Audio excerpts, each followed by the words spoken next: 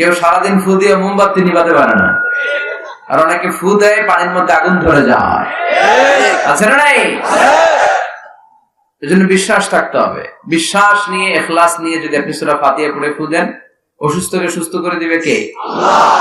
বিশ্বনবীর সাহাবারা সফরে বেরিয়েছেন আবু সাঈদ আল খুদরি রাদিয়াল্লাহু তাআলা আনহুর নেতৃত্বে। পথিমধ্যে দেখলেন এক গোত্রের এক সর্দার অসুস্থ। সামনে গেলেন, কি হয়েছে জিজ্ঞেস করলেন। সবাই বলে আমাদের নেতাকে, কোন বর্ণনা এসেছে আকরাব, একটা বিচ্ছু, কোথাও এসেছে সুবহান, একটা সাপ কামড় দিয়েছে, হাইয়া কামড় দেয়াতে সে বিষাক্ত হয়ে মারা যাবার উপক্রম। অনেক মন্ত্র ও তন্ত্র পড়ে অনেকে ফু দিচ্ছে, ছু মন্তর ছু, কালীকুত্তার গু। ছোট বাচ্চারা এরকম মন্ত্র পড়ে না, কিন্তু মন্ত্রে কাজ হচ্ছে না। বিষ্ণুবীর সাহাবা বলেন আমার কাছে এমন এক জিনিস জানা আছে যেটা পড়ে ফু দিলে আল্লাহ ভালো করে দিবে। সুবহানাল্লাহ। বললেন আসো। আবু সাঈদ